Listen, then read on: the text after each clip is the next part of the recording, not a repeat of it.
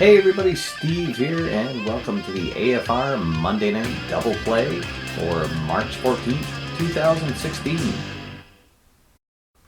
Alright, so last week on the show, our game of the week was about continuing a season project. And so for myself, I continued my season play of the Boston Minutemen using the Football America set for second season football, and it was an interesting 2-game stretch. I actually got a couple of games in, and so it went into this 6-0, but I had just lost my starting quarterback in the last game. However, it was a couple of friendly home games, so I was hopeful to at least split the pair of games, and I was very happy to actually come away with 2 wins.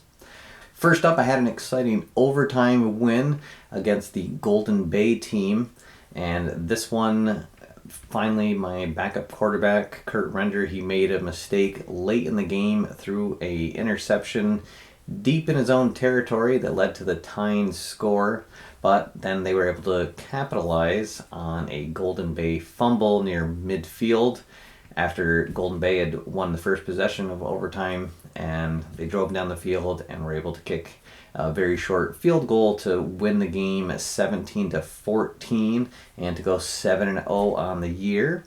And then next, we hosted the Los Angeles team. And for those of you that follow the AFR Facebook page, and I'll post a link to that here so you can follow that if you haven't already, you'll know what an exciting game I had in that, and we were able to pull off a 24-17 win against LA.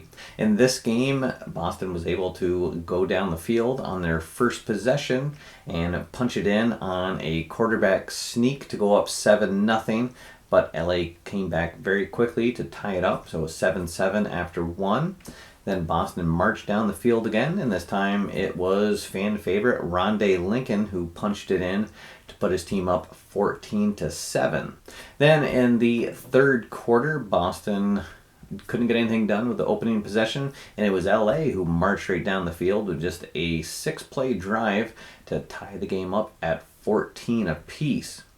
And then later in the quarter, it looked like they were going to score again, but the Boston defense came up huge and got an interception and were able to return it for a pick 6. However, there was a flag at the end of the play that moved it back to the 10-yard line. And so that's where they started the fourth quarter, and the LA defense was actually able to hold, and so Boston had to settle for just a field goal to go up 17-14. But then on just the second play of the ensuing drive, it was the Boston defense that came up huge again. This time it was a strip sack from Pepper that led to the Boston team recovering it and starting deep in LA territory, once again at the 10-yard line, and this time Render was able to find King in the end zone to go up 24-14.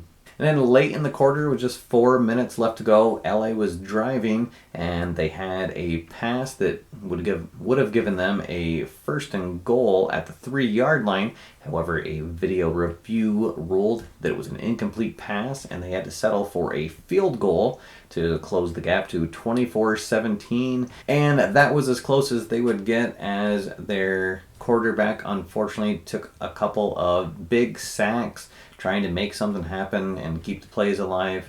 And so once again, the defense came up very big in the second half to seal the 8th win of the season, and for a final score of 24-17. So definitely looking forward to keeping this season going, and actually our starting quarterback will be back on the field next week. And however, we had another injury, and it was our third running back. Gilmore got injured, and he's going to be out until week 15. So that means we're going to have to go to the free agent wire and see if we can find a running back there to fill in, because right now we only have 2 running backs on our roster. So that'll be interesting, our first trip to there, and I'll fill everybody in next week to see how we did and trying to go 9-0 on the season.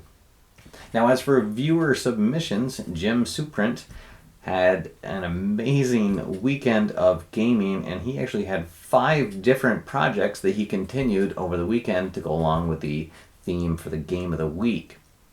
He played out a game in Stratomatic football, basketball, and baseball, and then also ran a race with his red, white, and blue racing fictional season and Face to the Mat. So, Jim, that was quite a write-up that you had. If you guys haven't read it, you can check out the comment section from last week's double play to see everything that happened. Jim, thanks as always for sharing, and good luck with continuing all of those projects, though maybe not 5 at a time going forward. And so for this week's Game of the Week, we're gonna keep going, and it's gonna be Don't Let Up, and keep a season project going that you have currently on your table. So as I said before, I'm going to be continuing my season here with the Boston Minutemen, see if I can get them to go 9-0, or maybe even 10-0 if I can get in a second game, and try to get closer to clinching their division. And unfortunately, the second best team right now in the league is New York, and they are also in the Eastern Division. So we might not know who comes ahead as the division champion until the very last week. And now it's time for the question of the week. So last week, I asked everybody what their thoughts were about doing season projects with their games, and it was Jim Suprin again who chimed in saying that that's pretty much all he does, as evidenced by his Game of the Week submission. And I agree, it's definitely something that keeps pulling you back to the table, and maybe on those nights where you'd rather just turn in early or just watch some TV. If you have a season project going, it gives you a little more motivation to get that game on the table and roll out that next game. And plus it's also fun to just see a team go through its ebbs and flows over the course of a season. And so for this week's question of the week, a little something different, and I'd like to ask everybody, what other kinds of games do you play other than sports games? And I asked this because recently I've started to dabble back into some other genres of board gaming. Specifically, I've played a couple of different card games over the last week. I picked up the base box set for the Game of Thrones card game, the second edition, and then I also got out my Sentinels of the Multiverse game and played out a couple games of that. Hadn't played that in a while.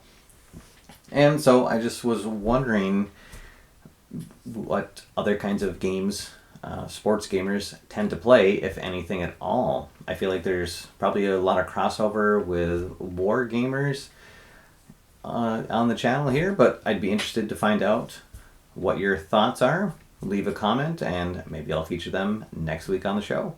All right, everybody, that is all for now. Thank you for watching. My name is Steve, and until next time, get out there, have fun, play games, and I'll see you after further review.